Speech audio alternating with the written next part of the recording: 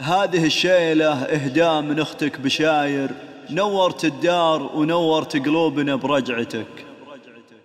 حل الفرح والسعد كالمزني همال بعد الليالي المظلمة والعصيبة.